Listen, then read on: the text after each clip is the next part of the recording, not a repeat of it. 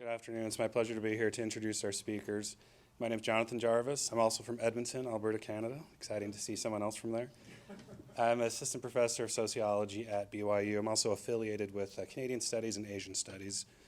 And today I'll first introduce Andrew Renick. Andrew is from southwestern Ontario. He graduated from Western University where he majored in political science, and he also got an MPA focusing on municipal government. And then he worked for 3 years at the Canadian government, working in such offices as Benefits for Veterans Affairs Canada, and also as a policy analyst for both the Employment and Social Development Canada, Immigration, Refugees, and Citizenship Canada.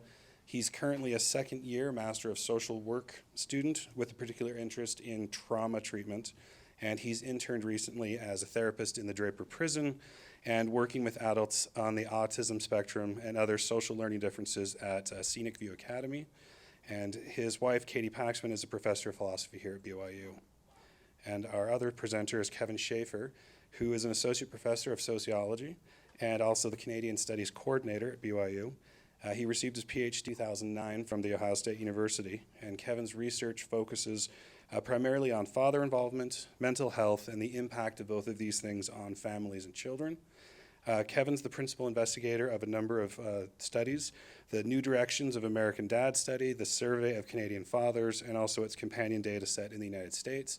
He's published widely. His work appears in Journal of Marriage and Family, the Journal of Family Issues, Social Work Research, and others, and his research has been highlighted and picked up by a number of media outlets like the New York Times, CBC, and NPR.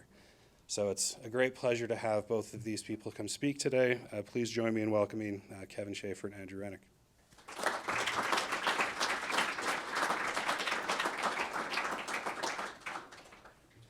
Thanks, John. It is a privilege and an honor to be here to speak with you today. It is one of those amazing moments in a young academic career when you see a room full of people who show up to show interest in your interests and dabblings and researches and passions. And I'm grateful you are willing to take some time out of your day to share this hour with Kevin and I, and hope you find some value in it. First, I'd like to continue in an increasingly common tradition among those of us and those nations who are making efforts to make reconciliation with their, with the Indigenous peoples with whom they share their land. And that is to recognize that today we sit here and we learn and we study on the ancestral lands of the Ute and the Goshute American Indians. And we are privileged to have these people here among us in Provo, as well as on our BYU campus. It is a privilege to be able to learn and teach and work among them.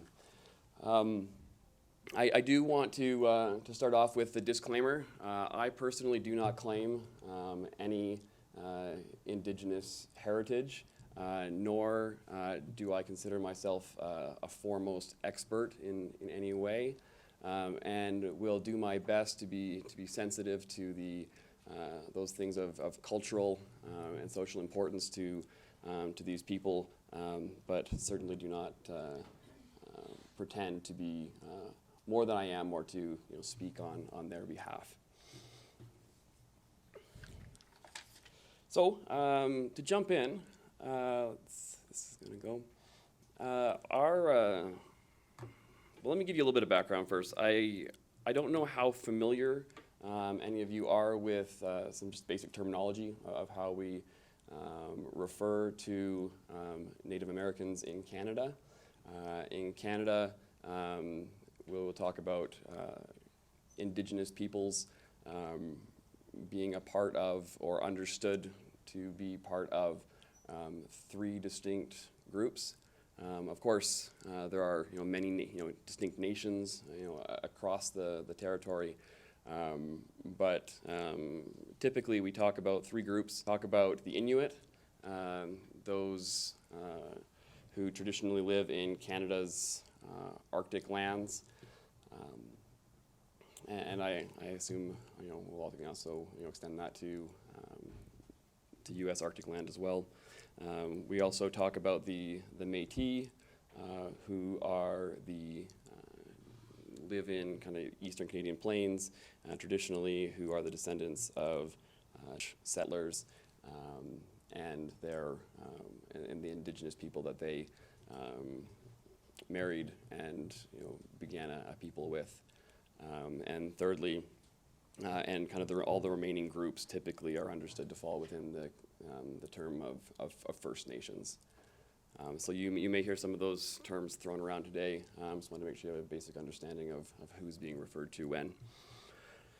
Okay, so it's kind of a background to what Kevin and I are going to be talking about today. Of course, we're talking about linguistic justice, but all of this is built around a study that Kevin and I conducted, looking into the role that ancestral language knowledge and exposure play as a protective factor for Indigenous peoples' health. This goes back, my original interest in this topic goes back to a paper published in 1999 by Chandler and Lalonde out of the University of Victoria and the University of British Columbia, who I think initially were looking to find something about the role that a Indigenous nation's ability to be self-determining the role that might play in the suicide risks that their youth face. As many of you likely know, First Nations communities, Indigenous communities across Canada and across the United States face staggeringly high youth suicide rates. The Inuit have the highest suicide rate of any definable group in the world, that we keep records on, and so a significant issue. And so what he looked at, or what these two professors looked at, is they looked at 6 criteria, all based on trying to get a picture of how self-determining these nations in British Columbia were. And he looked at their level of self-government. They looked at level of self-governance, efforts to claim traditional land, community control of their own schools, control over healthcare, over emergency services, and over cultural facilities, and they had cultural facilities in their community. And ultimately found these to be quite good predictors. However, they returned to their study almost 10 years later and found that looking at language, the percentage, just simply the straight percentage of how many people had basic fluency in their community, in their ancestral language, and found that if that number is over 50%, that their youth suicide rates were negligible to non-existent. And so the research that we'll present today, after giving you a little bit of more background on kind of the history of Canada's Indigenous peoples and on linguistic justice more generally, kind of builds upon that research foundation and looks more at individual health factors. So research that I read says that 99% of us immigrant population do not know the history of the Indigenous peoples who lived here, both before we arrived as well as what have been major events along the way. As we have, let's just put it most politely and charitably to ourselves, as we have shared the land with them. So we look back on the 1500s is a time of early exploration. That's when you start to see the earliest land claims. You start to see Eastern Canada start to be explored. You see Jacques Cartier arriving in Quebec and starting early French settlements. You see Newfoundland being explored and claimed in the name of the King of England. And you see times of early collaboration, but also early contest and disease, and kind of the beginnings of a difficult story. Moving on, we start to see a building of a paternal state. We start to see, with the British North America Act, now known as Constitution Act 1867, Canada's original founding document, we see that the federal government takes responsibility for Aboriginals and their lands. We see the Indian Act passed in 1867 that essentially extinguishes any right to self-government and making Indigenous Canadians wards of the federal government. And we also see in the 1870s the opening of Canada's residential school system, similar, I guess, to the boarding school system, which had as one of its key intents to, if I quote correctly, to kill the Indian, save the man, kind of a intentional effort to remove these people from their Indigenous cultures and to indoctrinate them in white society. Through the 1800s into the 1900s, we start to see certain efforts to start to restore some of these rights. We see eventually in 1960, we see voting rights restored. We start to see, in 1951, to go back just a moment, we see Indigenous peoples allowed to consume alcohol for the first time legally, but only on their reserve land. So again, we kind of see the depth to which the state controlled these individuals. And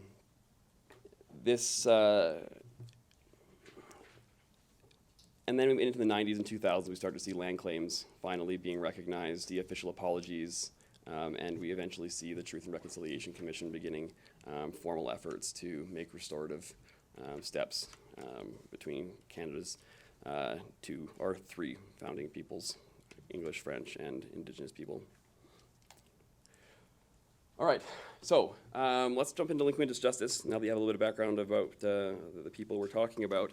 To be able to understand that, we need to take a quick look at the role that English plays in the world today. If I were to ask you, or if I tell you a scene, an Englishman, a Frenchman, a German, and a Venezuelan all go out for lunch to conduct business. What language are they speaking? English. English has taken on this special role, this common language, something that is referred to in the discipline as the lingua franca, the language that two people, even if it's not their mother tongue, will likely speak to conduct international business.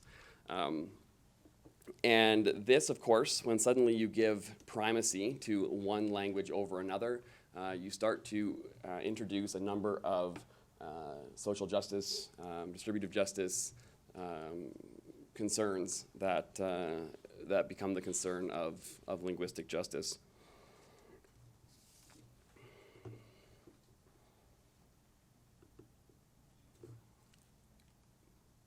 So I basically want to introduce you just to a basic framework for understanding these theories.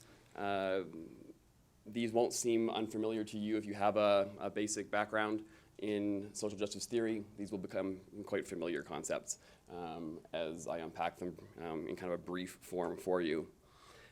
These come from Philip van Perry, a Flemish scholar who does a lot of work mostly in linguistic justice for Europe, particularly concerned with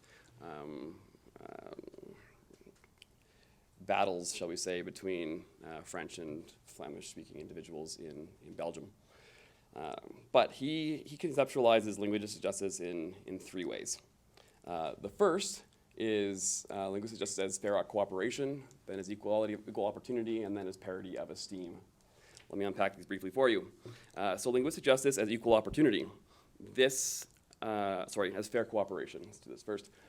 This basically admits that having a lingua franca is good. It is useful. It is valuable to all of us. In fact, just like a public park, it is a public good that all of us benefit from equally. Unfortunately, the cost for that public good is not distributed equally. Those of us who were born into English-speaking communities, to English-speaking parents, had an advantage, and we had to actually pay nothing into the global effort to establish a lingua franca. And so his first argument, when looking at linguistic justice, is to look at it is how L2, or English ESL, English Second Language individuals, disproportionately contribute to that effort to build a lingua franca. And he looks at whether or not they have just claim upon us English first language individuals to compensate them for their disproportionate amount of effort and cost that they incur to develop this public good.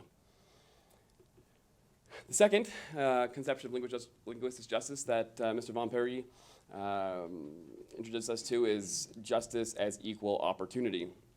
So this looks at languages as a private good, and once again recognizes that one individual who speaks English has a distinct advantage over those who do not.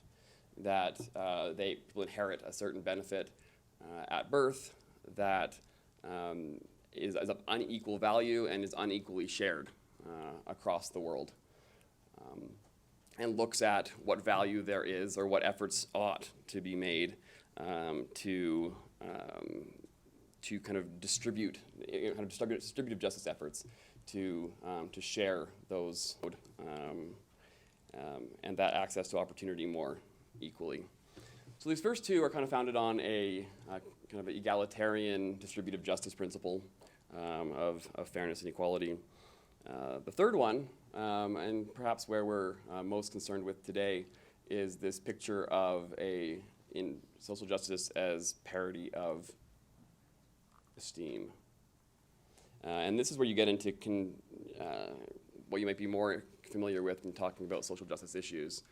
Just like we can talk about race, just like we can talk about gender as characteristics of groups that may allow for discrimination, that may allow for unequal treatment, that may allow for unequal valuing of a group of people. Your linguistic community is certainly also one of these things that can expose you to this kind of discrimination and these kinds of unjust practices.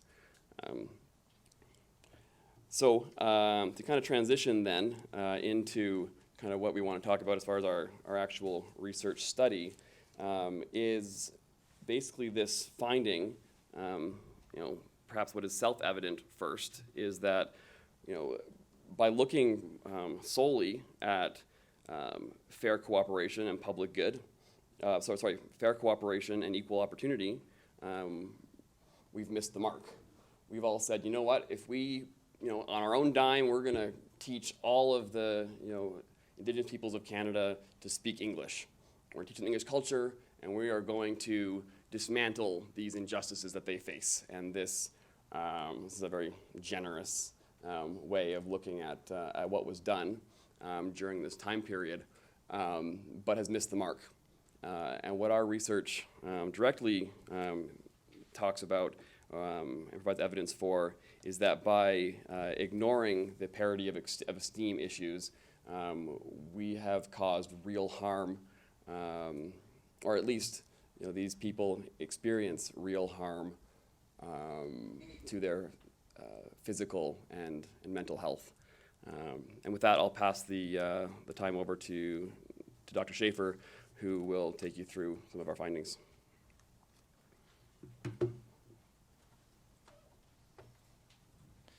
Thanks, Andrew. It's good to be with all of you.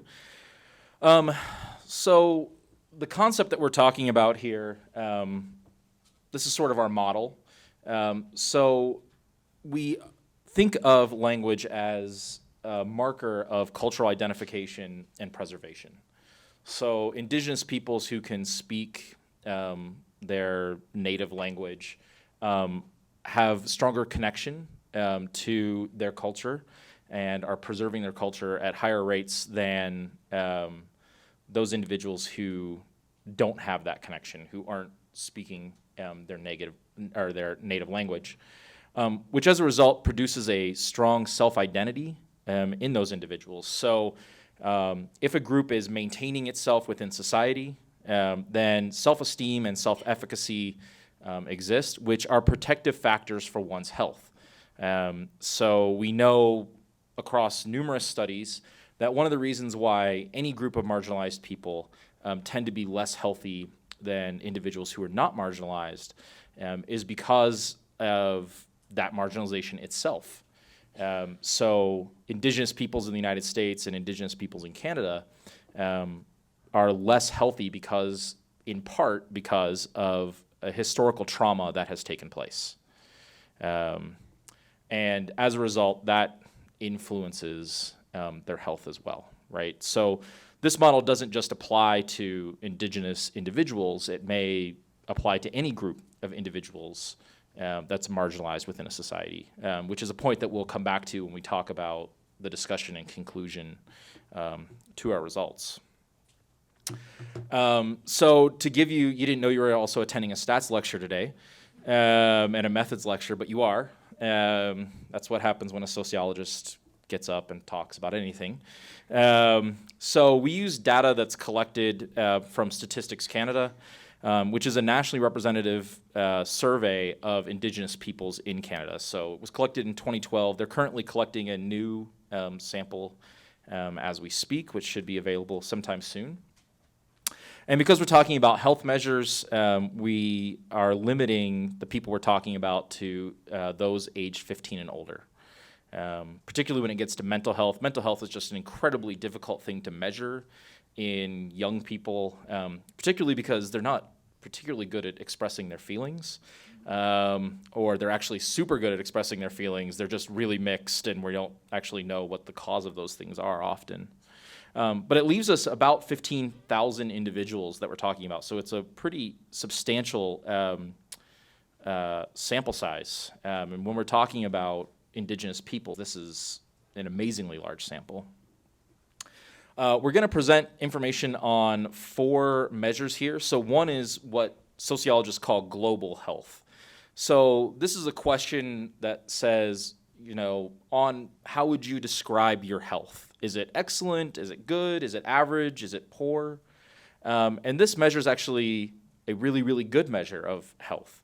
People tend to actually be really good at determining how healthy they are relative to other individuals in the population.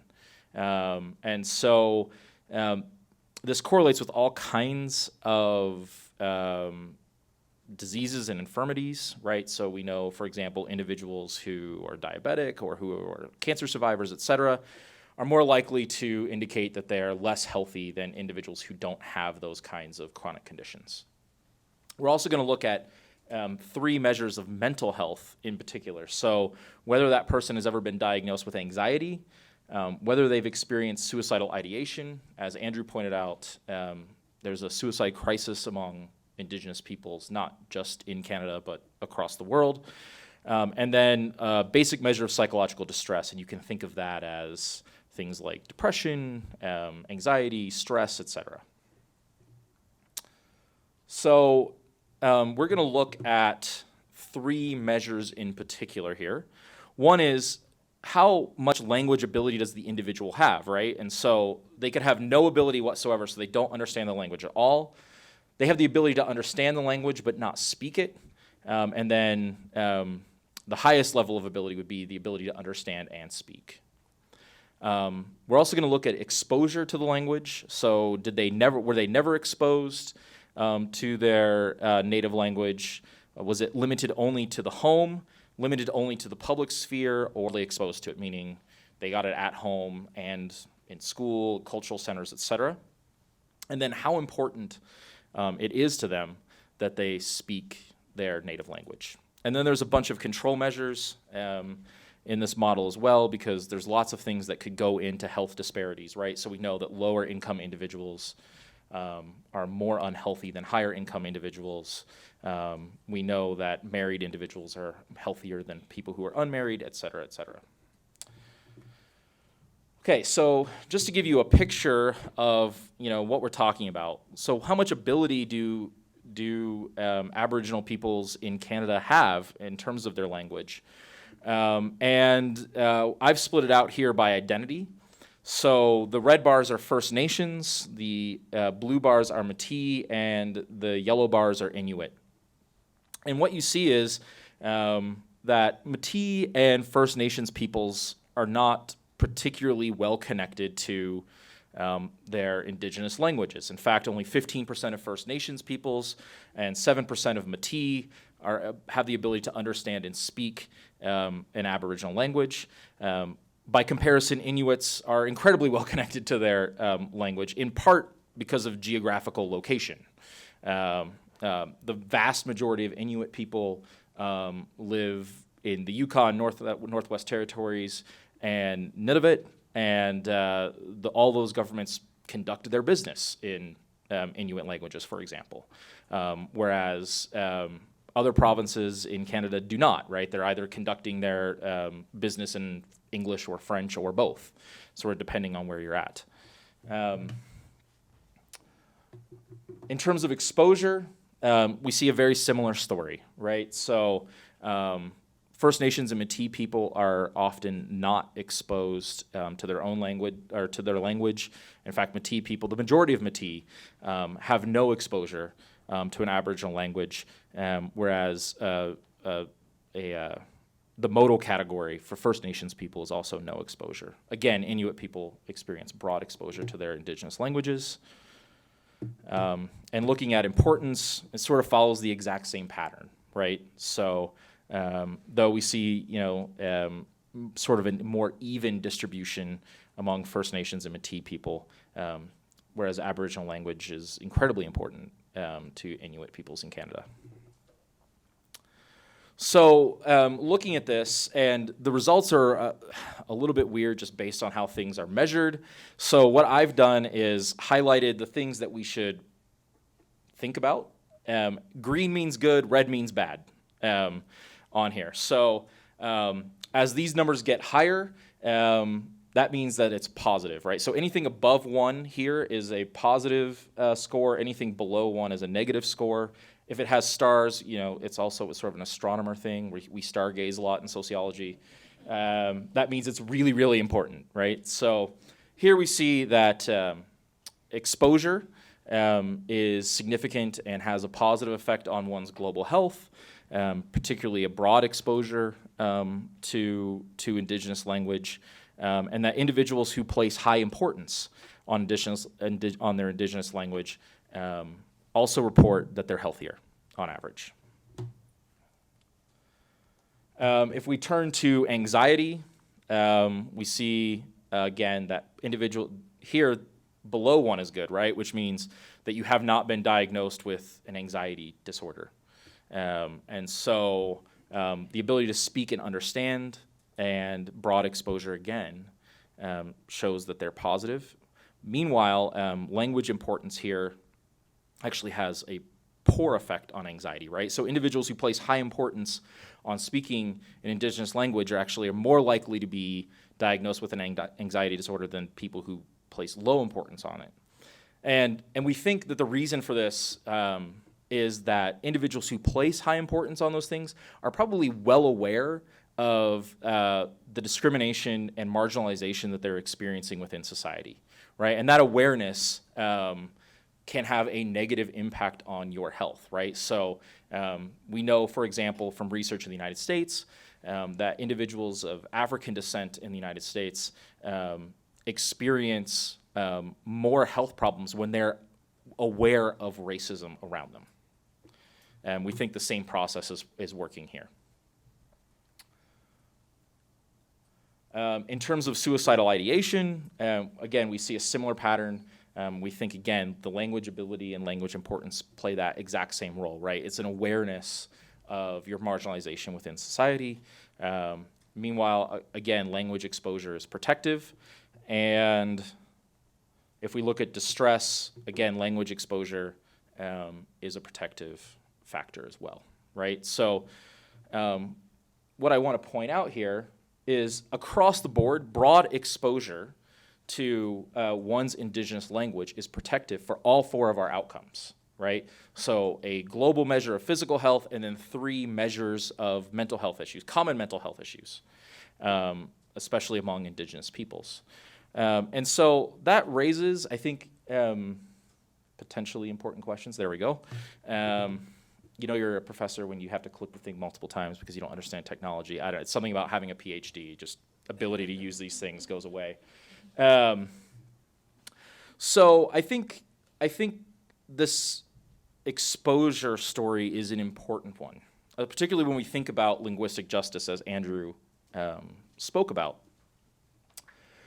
We know, for example, that language and culture are protective. Our results clearly show that, even though there are some mixed results there. But what we think language exposure specifically does is it creates an internal self-esteem. It's an internal self-esteem mechanism, right? It's a mechanism that that indicates that one is well regarded within society, well respected within society, and gives some connection back to culture, right? So culture can be a strength in this case. And opposed to just speaking the language, having it spoken around you is important. So it's not just the mere fact that you can speak it, but it's the fact that other people around you are speaking it, right? And that goes back to what Andrew said in terms of the previous research from British Columbia looking at communities, right? There's a threshold effect, meaning that when a certain percentage of people could speak the Indigenous language, that had a protective factor for the entire community. We see that at the individual level here as well. When people are exposed to it, it's protective. And keep in mind, these individuals aren't living necessarily on reserves, right? So for example, the vast majority of First Nations people in Canada live in urban centers like Toronto and Montreal. And so even that cultural connection within those urban places proves to be important. Meanwhile, the lack of exposure has the reverse effect, right? It may cause estrangement from one's culture and isolation, making one more aware of the discrimination and marginalization which exists within the community. And as a result, having a negative impact on one's health and well-being. We presented this work at an Indigenous health conference in Toronto, and it was an interesting meeting of individuals like us who are academics and individuals from Indigenous communities from around Canada and the United States. And to a person, when we presented this research, we were told, elders have told us this for a long time, that we should speak our language and we should speak our language around each other and that we should provide our services in our native languages, right?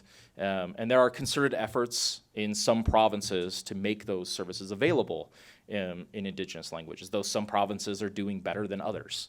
And of course, those sorts of services are subject to political pressures and wins, right, in some ways. But I think the reason why the elders said that is because they were well aware and they didn't need a sociologist to tell them. You know, big surprise. They didn't need a sociologist to tell them that this created a connection between them as an individual and between their larger culture, right? And the individual who spoke up and told me this was from a town called Sarnia, Ontario, which is directly across from Michigan, right? It's right on Lake Huron. It's an extremely white community. It has, it's a very blue collar, right? The chemical industry reigns supreme in Sarnia, right? And yet, elders in this town were telling them, we need to provide our services in our native language in order to have that level of cultural connection, even within a community where English is clearly the most commonly spoken language, right? It's the language of business, commerce, everything else. I think, you know, as I spoke about before, you know, the paradox here is that ability and importance aren't necessarily positive, right? And I think, again, that speaks to the fact that ability and importance may make one more aware of their own marginalization in some ways. I think ultimately that this has important implications for language policies, not only in Canada, but also in the United States and elsewhere, right? So this just isn't a Canadian question in some ways. I mean, it's an interesting question if you're interested in Indigenous peoples or if you're interested in Canada, but it also has broad implications for political discourse everywhere, including the United States, right? So let me provide you with an example. How many times have we heard politicians, both on the left and the right in the United States, indicate that immigration policy that immigrants should be able to speak English before coming here?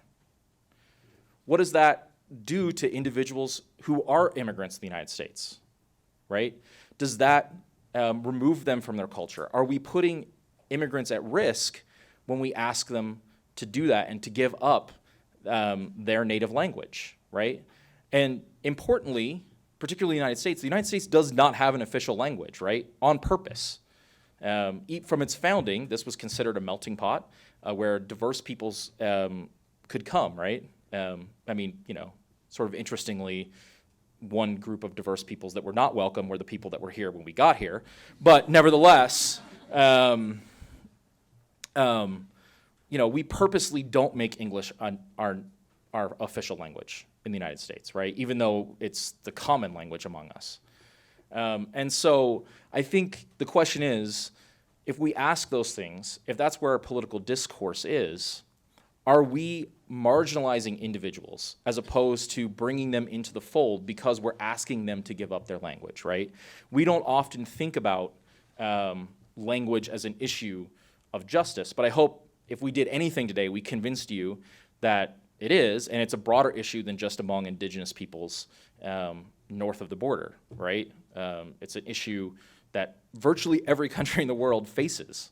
And so with that, I think we'll close and probably take questions.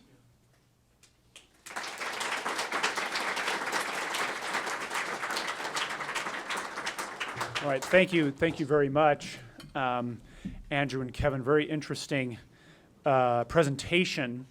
Now we want to open it up for questions, and what I'll invite you to do is please, because this is recorded and we want to be able to hear the question as well as their response, we'll invite you to come up over here to this microphone on your left, and please, when you come up, tell us your name and if you're a student, what you're studying, and then ask your question.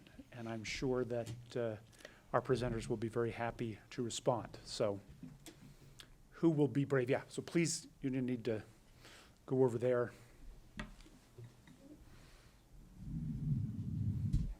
Yeah. Can be a little bit of a maze. Okay, thank you. So, my name, right? I'm Monica. I'm studying public relations with a minor in political studies. And I just have a question about the correlations that you found. I believe that you mentioned earlier that the Inuit people had the highest rate of suicide in youth, but that later it was mentioned that they had the highest connection and highest everything. So where does that connection kind of come from, and what do you think the correlation between those two things are? I'll let Kevin speak to Kevin actually ran the numbers if you take the Inuit out, and there's some interesting results. But I think there what we end up seeing is because of the extreme remote nature of their living, their lack of access to services, that we introduce a whole new set of variables that are kind of beyond our ability to control for, unfortunately. Okay, so it's not necessarily the language, but perhaps the... Yeah, I'm sure the language may also be of less value because there are fewer cultural pressures on their culture. Because one concept in linguistic justice that I didn't introduce, but that's important, is that every cultural community benefits from having a place or a territory where their language is queen, where it is given kind of preeminent respect. And even if English disappeared from the North American continent, it's still alive and well and queen in England, right? No pun intended. But Indigenous communities don't have that because we've removed them from their territories.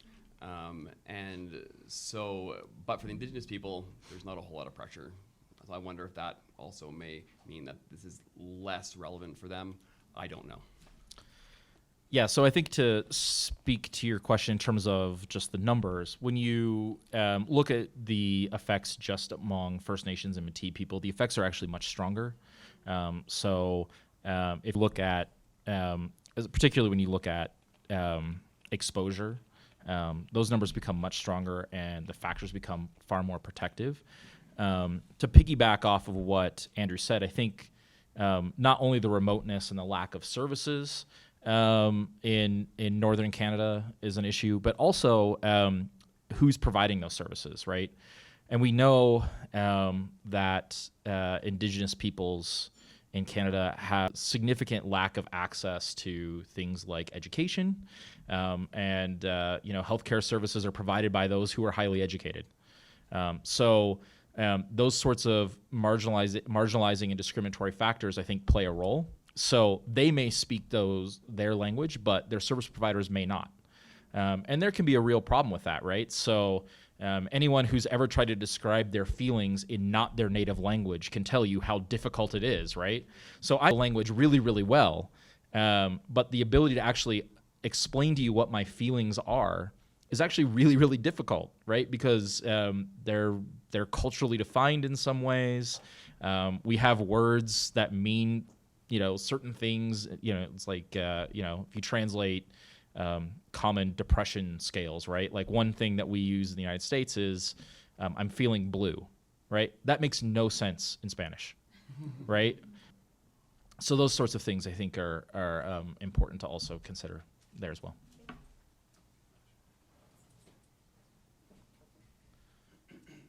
My name's Anthony, and I'm studying computer science. So right here at the end of your presentation, you mentioned broader implications for language policies. But I think language policies aren't a very common topic on the board of debate. So what could be a second step, perhaps, to your study to maybe open that topic up to more Americans or, well, citizens in any country? Right. I mean, I think the question is a really, really good one, right? And I think a great next step, particularly if we're thinking about the United States, is actually the question of immigrants in the United States. And one group of immigrants that may be of particular interest are refugees, who speak languages that are not often taught in the United States, right? So refugees from Central America, individuals who are fleeing violence, might be able to easily find individuals who speak Spanish, maybe even as their first language in the United States, right? But if we're talking about refugees from Syria, we're talking about a very, very different thing, right? So I lived in Columbus, Ohio, which has got the second largest Somali community outside of Somalia, after Minneapolis. There were not a lot of Somali speakers in Columbus, Ohio, as you could probably imagine, right? And so what we saw was a real problem in terms of services being provided to them, right? Particularly among a group of individuals who are coming here with literally nothing. So, the difficulty in providing social services, the difficulty in providing healthcare, et cetera. So, I think that would sort of be the natural next step in what we're talking about, and I think would have strong policy implications for the U.S. Thank you.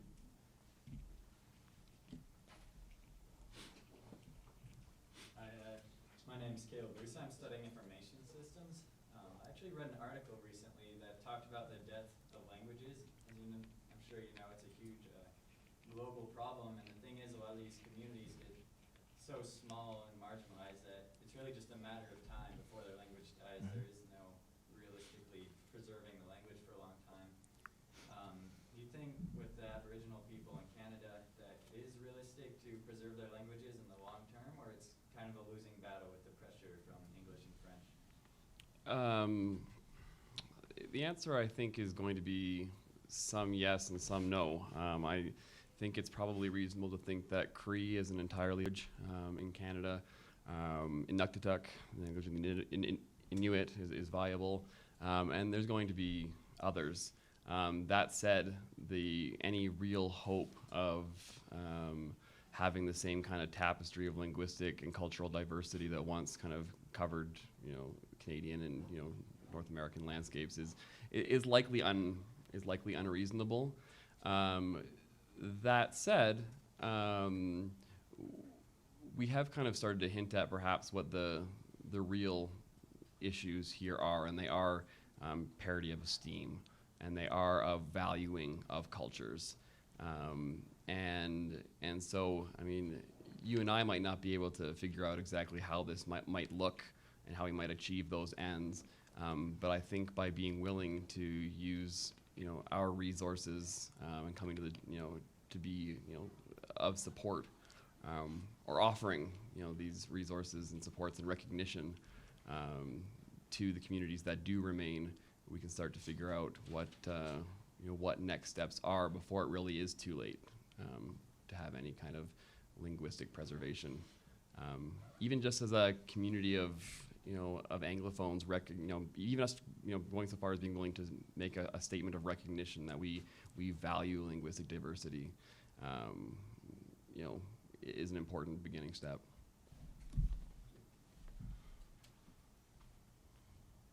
Hi, my name's Marion. I'm from Canada and I'm majoring in What part? sociology from Edmonton, Canada. I served my mission at Edmonton. Wonderful. My question was, it was really interesting to me that there was a positive effect with increase of exposure, but the increase of importance had a negative effect in some categories. So what would be some policy that you've brainstormed that would be able to increase exposure without necessarily increasing the negative effect of importance within a community?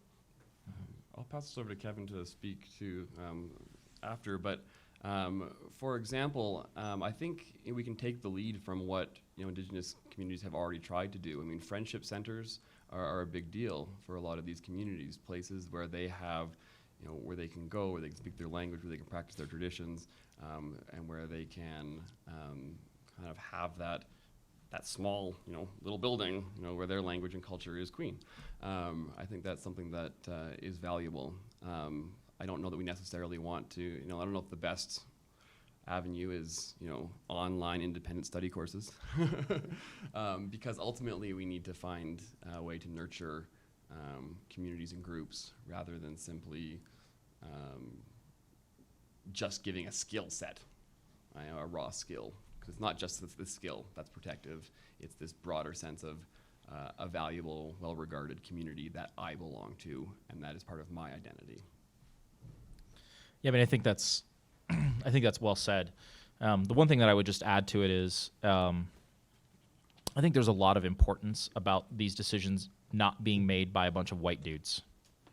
And so, I mean, we know in Canada, just like the United States, white males are overrepresented in representative government relative to the size that they exist in the population.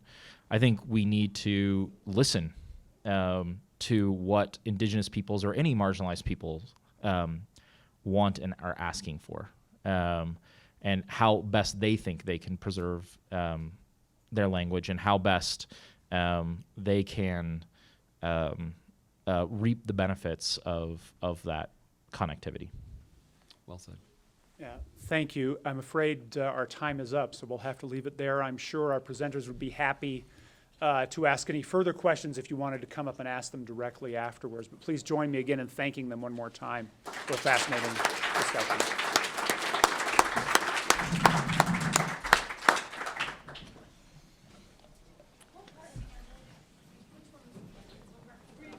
I grew up kind of in the Windsor, London area, Ontario. Oh yeah, what part? Cool. Yeah, that's awesome. Fun.